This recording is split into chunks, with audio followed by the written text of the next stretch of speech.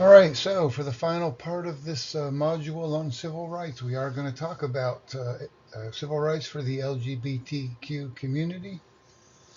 And this is really, unlike a lot of the other civil rights issues, that in terms of organizing and trying to shape our politics in a new direction, this is quite a recent phenomenon, really a post World War II phenomenon. But I'll tell you what, man, a lot of just in my lifetime, a lot of changes in a relatively compressed period of time. Those who study such things, shifts in public opinion on civil rights, say that there's never in our history been an issue on which there's been such a huge shift in public opinion on a major civil rights issue in a relatively short period of time. Alrighty, so like with all the other issues that we've talked about, there's an awful lot there, and we can only skim the surface. I apologize, it's a survey course. Um, yeah, so as I had suggested earlier, uh, you get the earliest civil rights organizations representing the LGBTQ community by about 1951, post World War II. And then it really picks up steam, this movement to reshape our politics on a major civil rights issue. It picks up steam in New York City, a place called the Stonewall Inn, an inn that served the LGBTQ community. And the police in New York would regularly raid that bar just because they could. And that, it was a crime at that time in New York and in most, if not all, of America to be gay.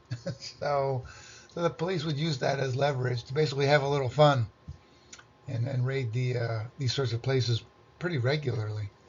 But in this case, the patrons fought back, and they fought back hard, and they kicked ass, and they took names, and the police were shocked. The nation was shocked.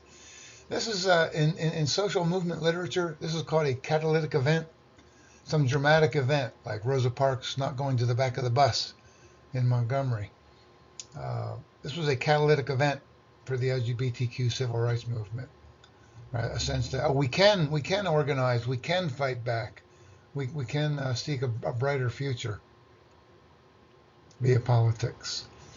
Now look, it hasn't all been smooth sailing since then, far from it. You get Bowers v. Hardwick, a Supreme Court decision in 1986 that said essentially that consensual sex between adults in private is not protected by the Bill of Rights.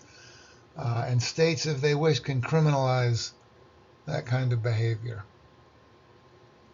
I remember when that came down. I was in grad school. Pretty shocking for a lot of us, but there you have it. And the court was really just expressing a pretty common public view at that time. And notably, less than 20 years later, the court reverses that decision in Lawrence v. Texas and said, no, the Bill of Rights does protect consensual sex in private by consenting adults. States cannot criminalize that behavior. No, sir, that's a privacy right. A lot of back and forth on the role of the LGBTQ community in the U.S. military, but not until President Obama, and he, by the way, had to be dragged kicking and screaming to the civil rights table on this issue and other similar issues like same-sex marriage. But he gets there. And under Obama, gays were able to serve openly in the military for the first time in our history. That was a big deal. Um, Same-sex marriage. States can no longer deny marriage licenses to same-sex couples, but that's recent. That was only in 2015 when the court decided that the Equal Protection Clause of the 14th Amendment provides equal protection for same-sex couples. States cannot discriminate on the basis of their gender. Some think that because the court now is uber conservative and overturned Roe, that this might be next. I don't think so.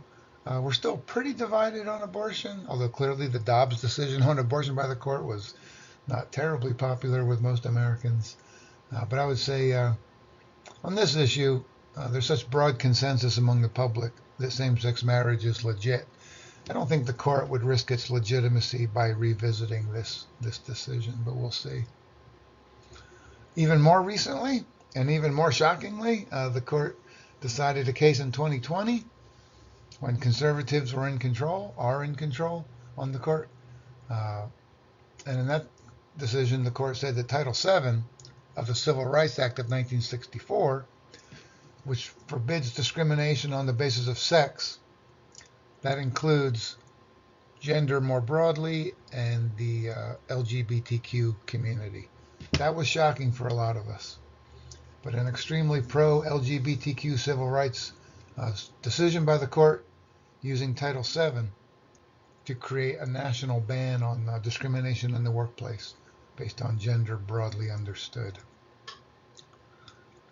Incidentally, Nevada has long had protections for the LGBT community in the workplace. We've never gotten national legislation on this. Never gotten that national legislation. So that is still in the works. We just haven't gotten over the hump yet. I think the one that's currently floating around out there is called the Equality Act. But for a variety of reasons we won't go into here, it hasn't gotten into legislation yet. But a lot of states have that legislation. A lot of them don't.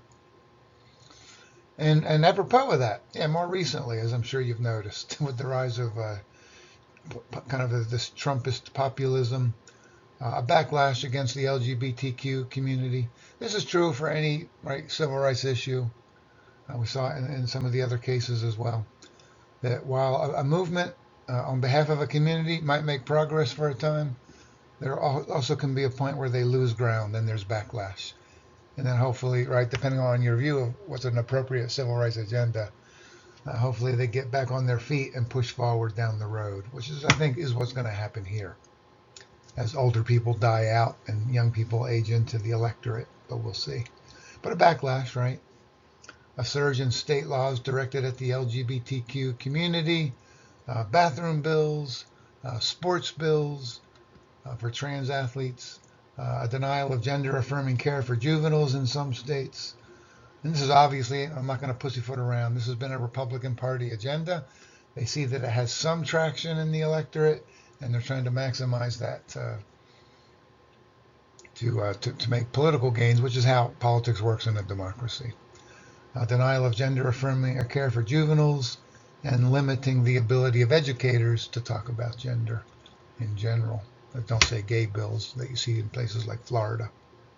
And then finally, and we talked about this a little bit from a different angle, a surge in using religious free exercise claims as a justification for violating general state laws prohibiting discrimination against the LGBTQ community. We saw it in the Masterpiece Bake Shop case in Colorado, decided on narrow grounds, and the court's considering a very similar case right now, issue forthcoming shortly, in which they'll be testing that Smith case on how you balance free exercise claims against general state laws that in this case forbid discrimination against the LGBTQ community. So there's unquestionably been a rise in the court, a very conservative court, being very open to validating free exercise claims against civil rights claims.